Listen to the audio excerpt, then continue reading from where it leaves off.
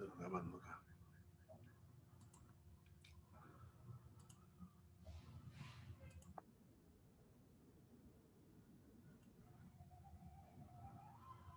Buenas noches.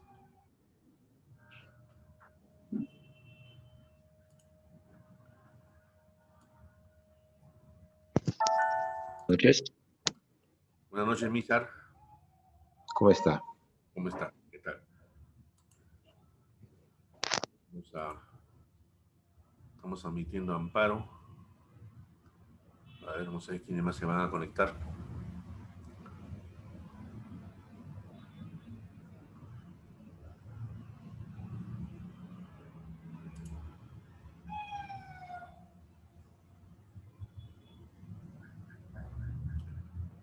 Manuel Siguas Peña.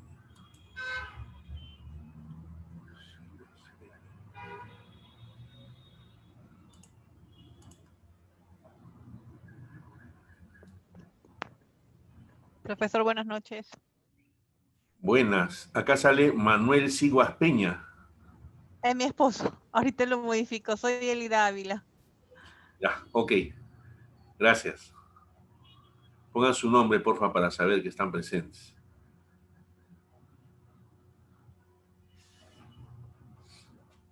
A ver.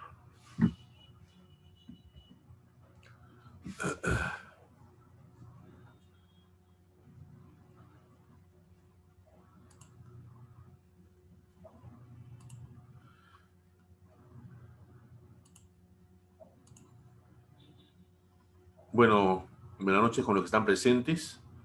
Y para los que se vayan conectando más adelante, les recomiendo ver la grabación de esta reunión webinar Zoom. ¿Ok? Estamos en la semana 8. Vamos a ver lo que es el seguro de cascos y seguro de transportes. ¿Ya? Son seguros que son demasiado afines. Casi diría yo que se iniciaron al mismo tiempo, pero de muy larga data, ¿no? Es el seguro de transporte marítimo, pues, podríamos llamarlo como que es la madre de los seguros actuales, ¿ya? Entonces, luego de comentarles los temas que vamos a ver, hay dos... buenas noches. Hay dos recursos, ¿no? De seguro de transportes y seguro de casco para que ustedes lo descarguen en su computadora. Los que están con rojito, ¿no? En color rojo, hay una reseña histórica que ahorita la vamos a tocar y también un origen de los riesgos marítimos. Adicionalmente tienen recursos adicionales que son las cláusulas de transporte y las cláusulas de casco, ¿ya? Todo eso ustedes deben descargarlo, guardarlo en su computadora y irlo revisando en el momento que tengan ustedes el tiempo necesario para hacerlo. Esta semana tenemos cafetería virtual, el foro de discusión y la asignación. Son 3 temas, pero van a haber 2 controles de lectura, uno de transportes, ¿no? Y otro de cascos. Control de lectura 8 es A y B, ¿ya? Entonces, como saben, la cafetería virtual y el foro de discusión... Buenas noches, profesor. Buenas noches. Como ustedes saben, tienen que desarrollar estas tareas en la cafetería virtual y el foro de discusión hasta el día miércoles a más tardar, ¿ya? Luego, la asignación tienen hasta el día domingo para poderla presentar. Y los controles de lectura, tomen su tiempo, por eso les digo, revisen bien y estudien sobre todo, hasta las 11:30 de este domingo que viene, ¿ya? De esta semana. Entonces, sería hasta el domingo 29, ¿ya? Ahí empieza ya la siguiente semana, que sería la semana 9. Entonces, ya ustedes saben cómo es la metodología, ¿no? En el foro de discusión es el único sitio en el cual tienen que hacer ustedes algún comentario sobre las opiniones que vayan poniendo sus compañeros, ¿no? Pueden hacer una referencia afirmativa de lo que ha expresado vuestro compañero. De repente pueden diferir, ¿no? Estamos en una democracia, en teoría, y pueden haber opiniones diversas, ¿no? pero todas basadas en el tema de seguros, ¿ya? Y la asignación, ¿no? Que ya saben ustedes cómo es que se maneja en esta semana. Tenemos la asignación que indica: realiza un resumen o mapa conceptual que represente los principales conceptos de seguro de transportes desarrollados en el recurso de lectura principal. Puede complementarla con investigación adicional. Una recomendación, chicos, una recomendación, por favor, y se los vuelvo a reiterar, como ya se lo dije desde un principio. Eviten copiar, ¿ya? Yo he visto, últimamente he estado haciendo las calificaciones y he visto muchas respuestas muy parecidas, ¿ya? Yo esta vez lo estoy pasando por alto, ¿ya? Pero, por favor, lo importante es que se expresen con sus propias palabras. Ustedes pueden buscar información en la internet, hacen un resumen, ¿no? Y sobre todo tengan en cuenta que al momento de dar las respuestas, ¿ya? Ustedes están dando la respuesta como si fuese, ¿no? Este es un tema académico, ¿no? Entonces, no me van a estar dando respuestas pues de un reloj, dos relojes o un concepto así bien vago. Tienen que aplicarse bien en lo que están expresando, ¿no? Pero para eso no se les niega el acceso al Internet para que ustedes hagan una búsqueda complementaria adicional a lo que EVIS les proporciona en los recursos semanales, ¿no? Para que ustedes lo hagan suyo, lo descarguen y sobre ello estudien, porque sobre esos temas de los controles de lectura se van a basar en los recursos principales de lectura que se les está dando. ¿Ya? Por favor, tengan en cuenta eso, ¿no? Y mucho cuidado también con el tema de la ortografía, ¿ya? En algunos casos he visto falta de ortografía. Nosotros tenemos que tener muy presente que vamos a también, inclusive cuando hagamos la función o la labor de asesores o corredores de seguros, tenemos que tener una buena caligrafía, ¿no? Para poder, o en tal caso, ortografía, ¿no? Disculpen el error, ortografía para poder expresar en cartas, ¿no? A vuestros clientes. Entonces, es importante esas cosas. Cuiden mucho la forma de escritura, ¿no? La ortografía. Entonces, eso es importante, por favor, ¿ya? Y si se agarran de un tema, por ejemplo, he visto ahí casos en los cuales agarra un solo seguro y todos se cuadran de ese mismo seguro. Entonces, es importante que busquemos siempre alguna alternativa diferente. Si vemos que hay muchos que están haciendo de repente quizás algún tipo de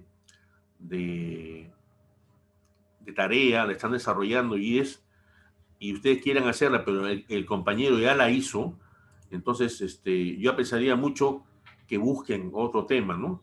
Relacionado con la misma semana que estamos llevando a cabo, ¿ya? Por favor, y sobre todo, no quiero encontrar desarrollos de temas que sean copias, ¿no? De lo que está escrito en Internet, por favor. Eso no quisiera encontrar. Se lo pido encarecidamente, ya hagan su propio, fórmense su propio criterio, lean, eso no se prohíbe, el instituto no prohíbe que lean el Internet o hagan la búsqueda, ya, de información complementaria a la que les pudiera proporcionar la institución EVIS, ya. Entonces tienen esa libertad, pero por favor hagan su propio resumen, ¿no?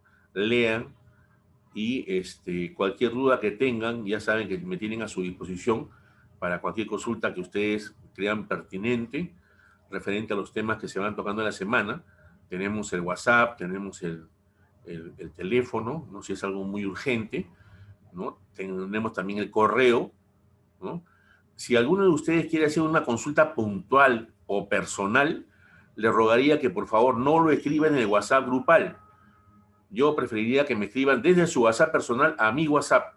Tomen nota de eso, por favor, chicos, ¿ya? ¿Ok? Entonces, sin más preámbulos, vamos a empezar con la lectura, no aún del recurso, ¿ya? Vamos a ver lo que es la reseña histórica del seguro de transportes. La historia del seguro de transportes es en sí la misma historia del seguro, pues Esta clase de póliza es la primera en desarrollarse en el mundo. Dado que los principios del comercio estuvieron enfocados en el modo marítimo, las primeras formas de cobertura se dieron como respuesta a los peligros que afrontaban los barcos transportadores de mercancías, tales como la piratería y las tormentas. Vestigios históricos y algunos relatos antiguos muestran que durante la época de los babilonios se dieron los primeros avances del seguro marítimo, en lo que cualquier pérdida sufrida por las caravanas era asumida de forma solidaria por todos los comerciantes. Acá tenemos una antigua práctica de lo que llamamos ahora la mutualidad, y es sobre la cual se basa el seguro actual. Sin embargo, estas eran formas muy primitivas de aseguramiento y no contaban con principios básicos o reglas claras de aplicación. Posteriormente, los antiguos griegos crearon un sistema mediante el cual los comerciantes dueños de barcos obtenían préstamos para comprar mercancías que luego transportarían para su venta.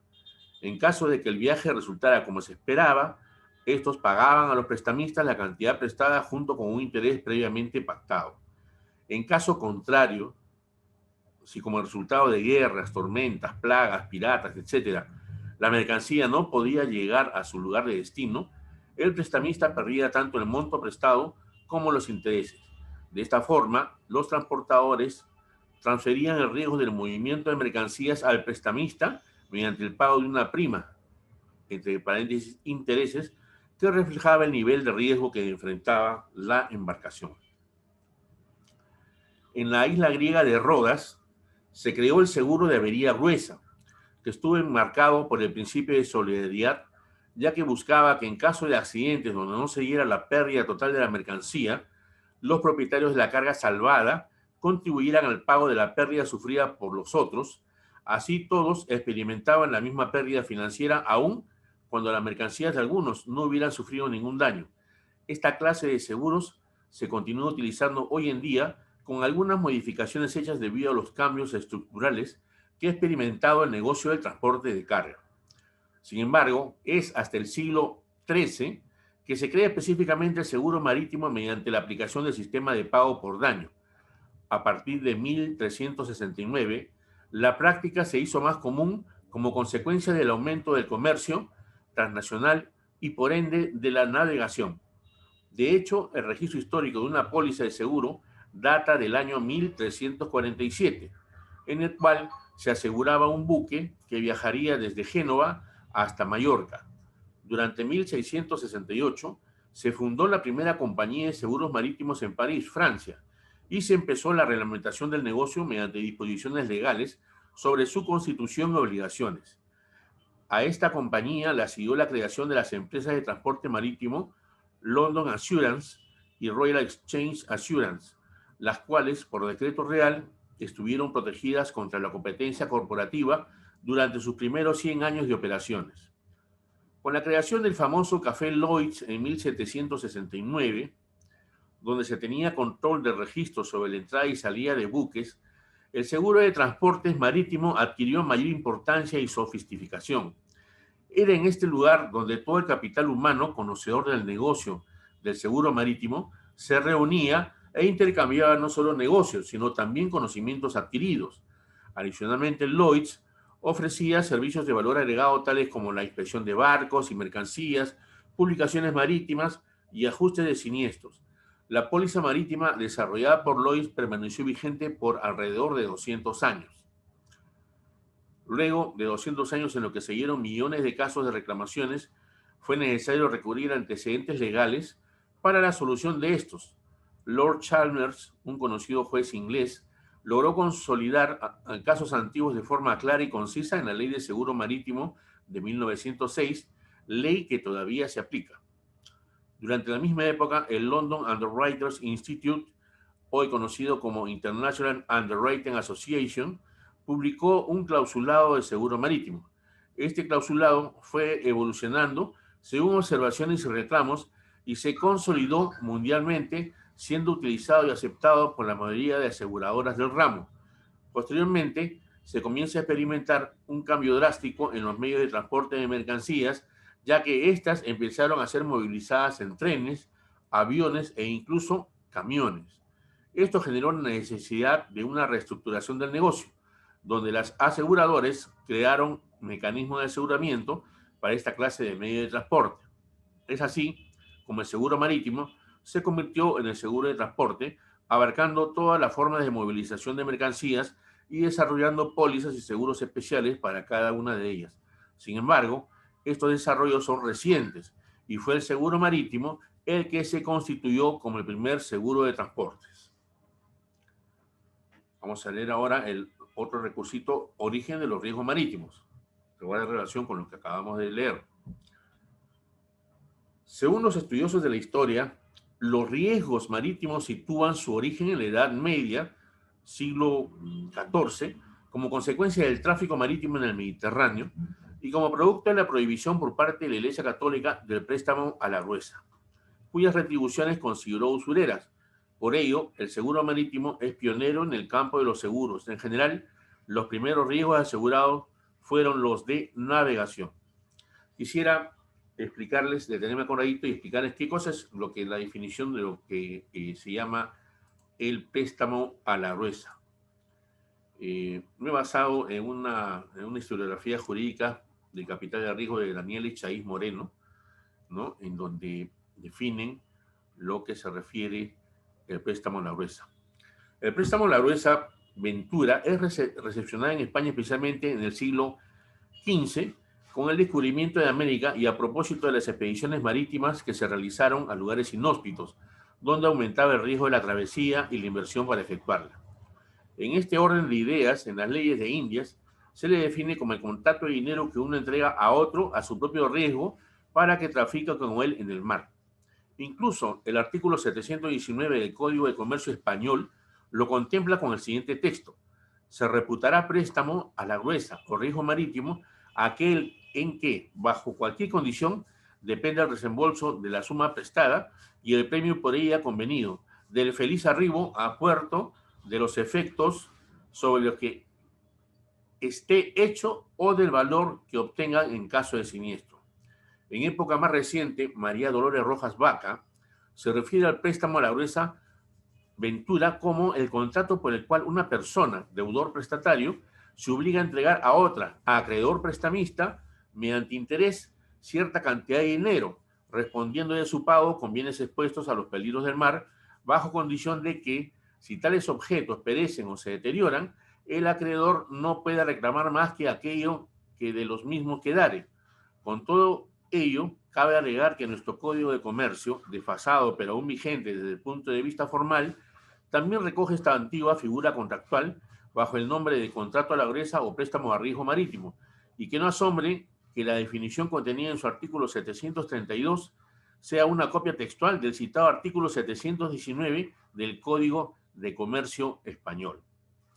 Un par de datos interesantes para concluir la referencia al préstamo a la gruesa Ventura como antecedente del capital de riesgo. Por un lado, en la Edad Media, la Iglesia lo prohibió en el Decretal Naviganti del Papa Gregorio IX, al asimilarlo al préstamo con interés y por lo mismo considerarlo usurario, aunque luego esta definición caería en desuso. Por otro lado, Manuel Rabina Martín explica las diversas clases de préstamo a la gruesa Ventura, tales como el riesgo sobre navíos, donde el préstamo se invertía en forma de apresto o carena, o en la jarcia, velamen, casco, quillas, fletes, útiles o demás aprovechamientos de la nave, o sea, son partes de la nave. El riesgo sobre mercancías, las cuales eran embarcadas por cuenta del deudor o compradas con el préstamo del acreedor, y el riesgo sobre el azar, siendo una apuesta simple o sobre vida si llegaba a buen puerto el navío o si el deudor llegaba con vida, respectivamente, excluyéndose el riesgo sobre sueldo, donde el préstamo se garantizaba con el sueldo del tripulante del navío, lo cual fue prohibido en 1737 con las ordenanzas del Consulado de Bilbao. Continuemos con la lectura de nuestro recurso de origen de los riesgos marítimos. El préstamo a la gruesa consistía en un pago anticipado de riesgo por parte del prestamista al dueño del buque o la mercancía, de manera que, si la expedición no llegaba a buen puerto, no se devolvía el pago. Si no ocurría ningún siniestro, el prestamista recobraba la suma anticipada. A partir de entonces, una vez contratado el transporte marítimo, se despliega una serie de contratos de seguros en función del interés asegurado, buque, mercancía y daños derivados de la gestión de la navegación. Estos seguros, por ofrecer coberturas a unos intereses conectados al comercio por mar, se adjetivan de marítimos. El seguro es hoy un elemento indispensable en el transporte marítimo. Cada expedición marítima conlleva un conjunto de seguros de esta naturaleza sobre los diferentes intereses asegurados. Sin existencia de seguro, sería impensable que los distintos sujetos de transporte actuasen, al menos por su propia cuenta y riesgo. Hasta 1824, Lloyd's y las compañías de seguros London Assurance y Royal Exchange Insurance eran las únicas organizaciones autorizadas por ley para llevar a cabo actividades comerciales relacionadas con los seguros en el Reino Unido. Durante los posteriores 70 años, se produjo una gran expansión de empresas de seguros y transporte marítimo, cada una de las mismas desarrollaba sus propias cláusulas, de manera que se encontraba vigentes una gran variedad que eran incluidas al histórico formato de póliza Ship's Goods, mercancías de la nave, cuyos orígenes datan del siglo XVII. En 1884 se creó el Instituto de Aseguradores de Londres y el 8 de diciembre de ese mismo año el instituto recomendó la adopción general de 3 cláusulas para vapores: libre de avería particular, con avería y todo riesgo. Sin embargo, no fue hasta 1888 que se emitió el primer conjunto completo de cláusulas a término del instituto. Posteriormente, estas cláusulas fueron modificadas debido a los cambios que sufrieron tanto el comercio como las circunstancias relativas al sector. Durante los últimos 100 años, las cláusulas a término del instituto se han convertido en el estándar internacional de los seguros a plazo para buques, lo cual se refleja en el nuevo título Cláusulas Internacionales para Cajos, publicadas por primera vez en el año 2002. Ok, con esto concluimos la lectura y vamos a proseguir con lo que corresponde a la lectura de seguros de transportes marítimos.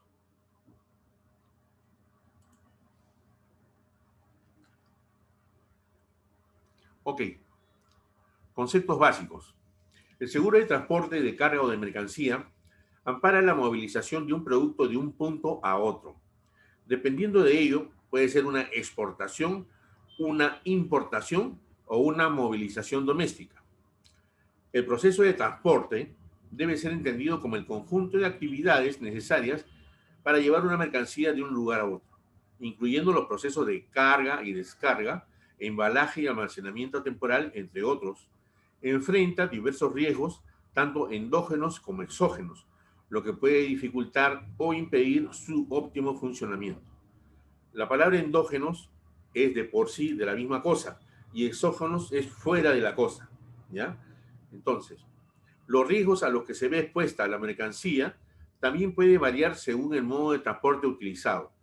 Con modo de transporte nos referimos a los medios empleados para el traslado físico de las mercaderías desde el punto de origen al punto de destino, que puede ser por carretera, ferrocarril, marítimo, aéreo, fluvial,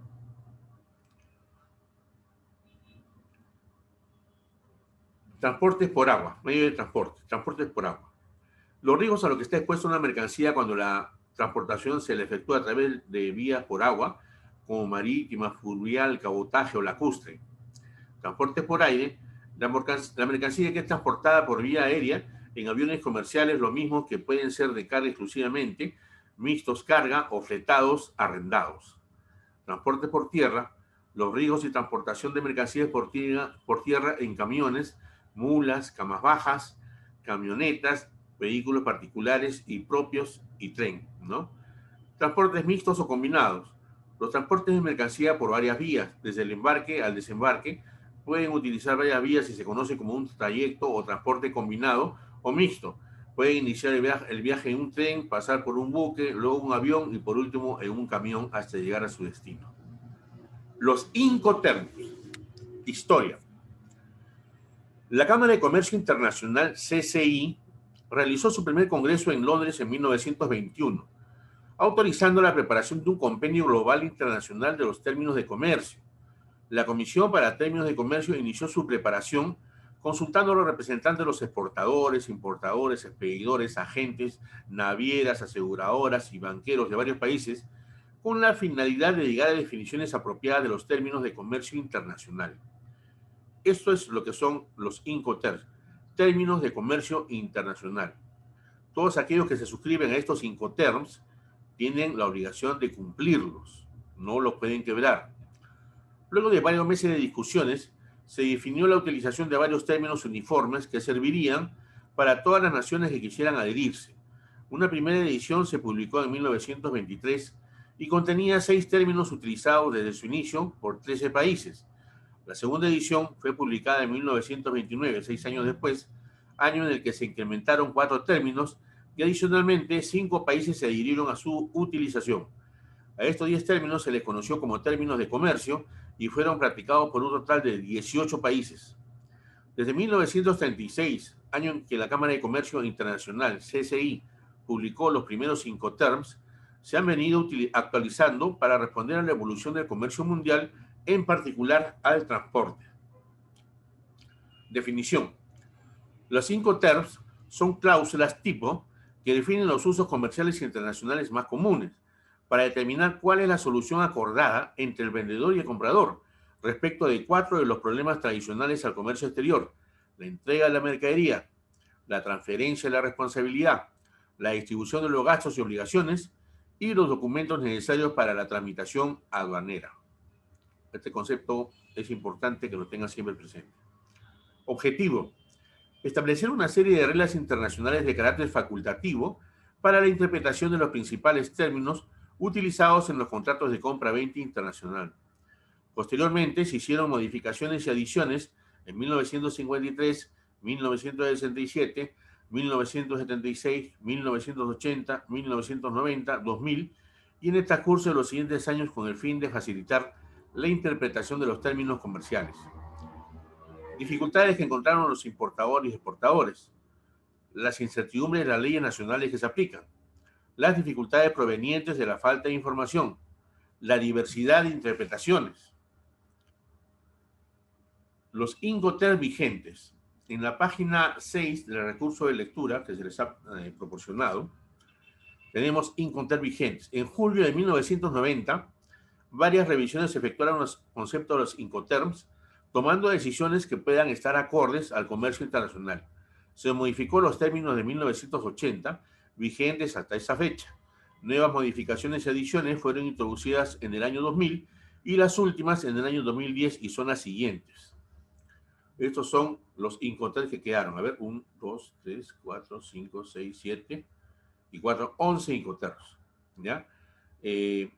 Incoterms 2010, según la página 6, ahí hay una lámina, ¿no?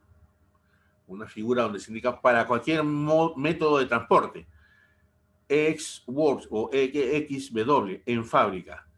FCA, franco porteador. CPT, transporte pagado hasta.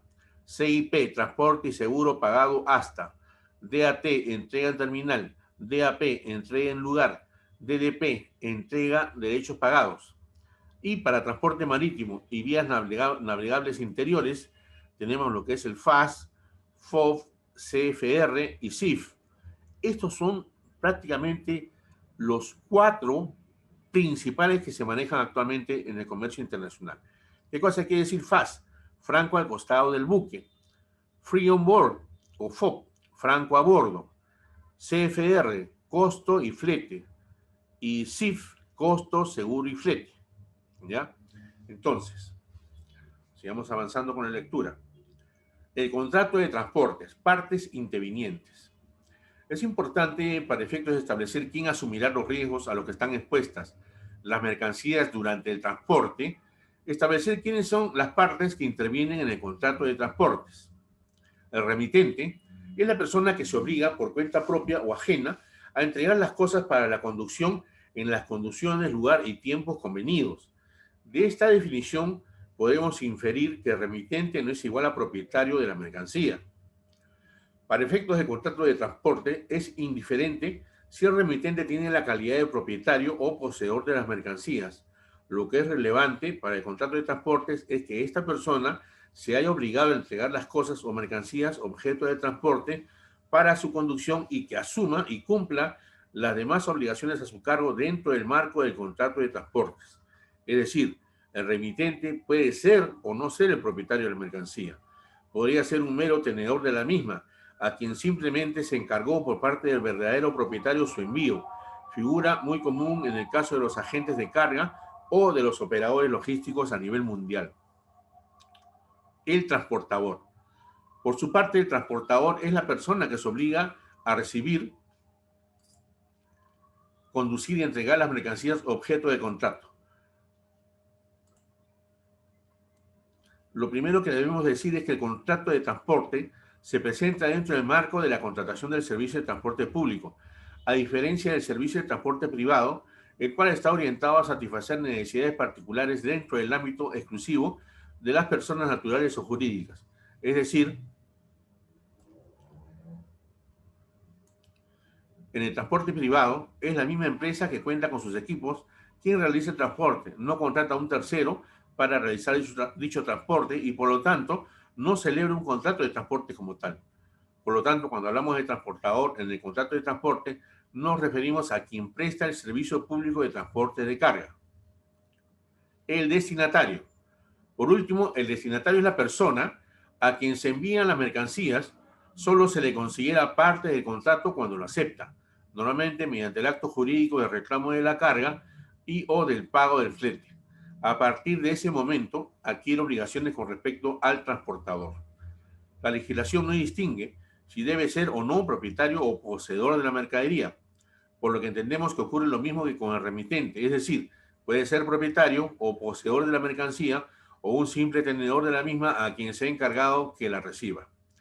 La calidad de propietario o poseedor tiene relevancia para efectos de contrato de seguro, por cuanto en los contratos de seguro de daños reales, categoría a la que pertenecen los seguros de transportes, el interés asegurable se determina por una relación jurídico-económica directa que exista entre el asegurado y el bien objeto del seguro, que para el caso de estudio sería la relación existente entre la mercancía y su propietario o poseedor.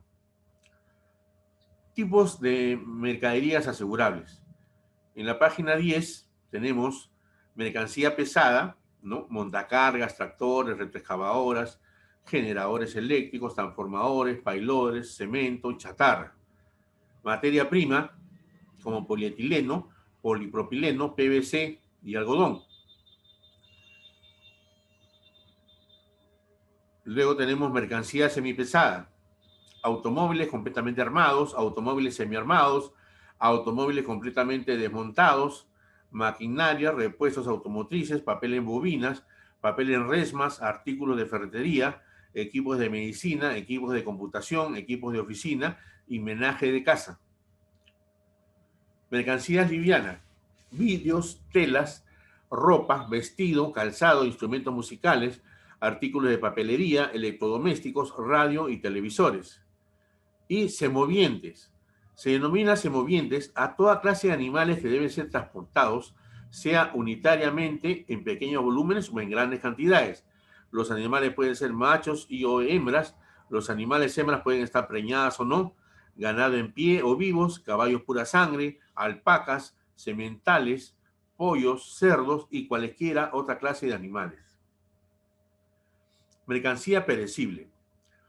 Son mercancías perecederas con tiempo de maduración o expiración tales como productos agrícolas, comestibles, frutas y verduras como el banano, piña, manzanas, uvas, naranjas, mangos, aguacates o la palta, ¿no? Alcachofas y brócoli. Productos del mar, camarón, langostino, salmón, pescado fresco y sus variedades.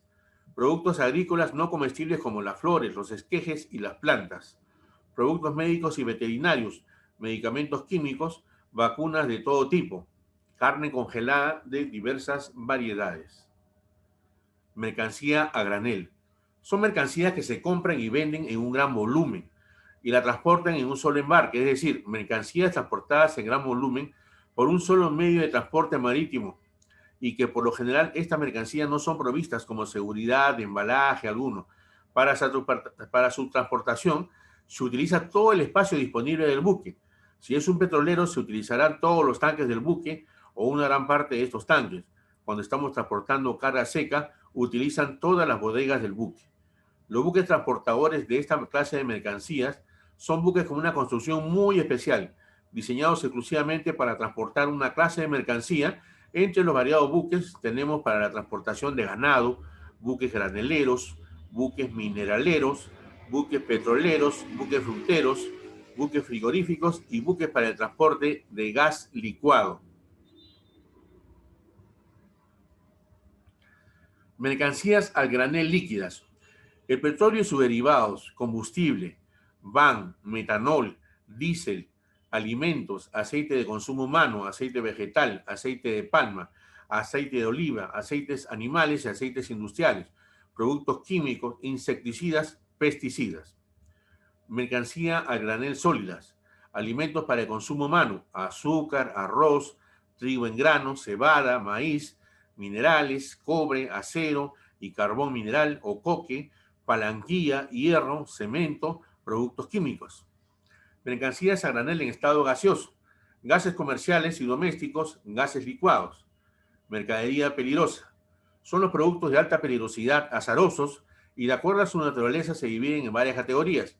Explosivos calificados del 1 al 5, gases inflamables, gases no inflamables y gases tóxicos, líquidos inflamables, sólidos inflamables, sustancias de combustión espontánea, sustancias reactivas al agua, materiales oxidantes, materiales venenosos, sustancias venenosas, tóxicas, infecciosas, materiales radioactivos, blanco 1, amarillo 2, amarillo 3, materiales corrosivos, materiales peligrosos misceláneos. Mercadería valiosa.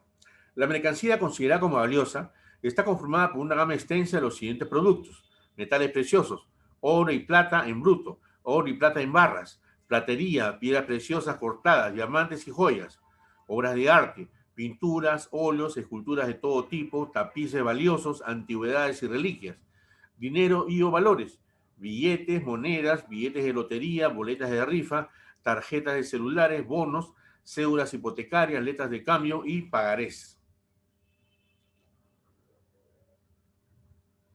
Toda mercancía en el transporte está sujeta a riesgos, por lo que se exige que se tome un seguro que ampare las pérdidas o daños a la carga durante el tránsito hasta el destino final.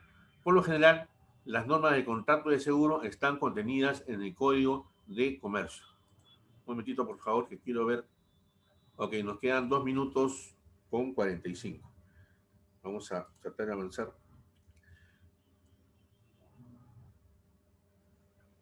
Dichos riesgos son los siguientes. A. Cobertura mínima. Cubre el riesgo de incendio, rayo, explosión o hechos tendientes a extinguir el fuego originado por tales causas. Caída accidental de bultos al mar o al río o lago durante su navegación o durante las operaciones de carga, descarga o transbordo. Pérdida o daños que sufre el vehículo transportador o el vehículo asegurado cuando éste se movilice por sus propios medios. B. Falta de entrega o extravío por hurto calificado, según definición legal de uno o más bultos completos, contenido y empaque en que se haya dividido el despacho, de acuerdo con los documentos de transporte. Saqueo. Este aplica en dos formas: cuando hay sustracción parcial o total del contenido de los bultos y la sustracción de alguna parte integrante de los bienes asegurados cuando no pueden ser empacados. Avería, que considera derrame, contaminación por agua dulce o salada, aplastamiento de la mercadería, manchas, ¿no?, en los envases de la mercadería, abolladuras en la misma, óxido, contacto con aceite o grasas, mermas, evaporaciones o filtraciones por rotura de empaque, golpes y caídas de los bienes a tierra. Estos daños hacen referencia al contenido y no al empaque. Esas averías pueden ser simples o particulares, las cuales se definen como la pérdida parcial del bien asegurado causado por un peligro contemplado en la póliza y que no es una avería general. Por regla general, todos los gastos y perjuicios causados en el buque o en su cargamento que no hayan redundado en beneficio y utilidad común de todos los interesados en el buque y su carga, y especialmente los siguientes: los daños que sobrevinieren al cargamento desde su embarque hasta su descarga, así por vicio propio de la cosa, como por accidente de mar o por fuerza mayor, y los gastos hechos para evitarlos y repararlos. Los daños y gastos que sobrevinieren al buque en su casco, aparejos, armas y pertrechos, por las mismas causas y motivos desde que se hizo a la mar en el puerto de salida hasta que ancló y fondeó en el de su destino. Los daños sufridos por las mercancías cargadas sobre cubierta, excepto en la navegación de cabotaje, si las ordenanzas marítimas lo permiten. Ok, bueno, estimados, continuaremos con esta lectura y la otra que nos falta en la siguiente clase. Les agradezco por su atención. Cuídense mucho. Nos estaremos viendo en la siguiente clase de pasado mañana a la misma hora. Buenas noches con todos. Buenas noches, profesor. Buenas noches.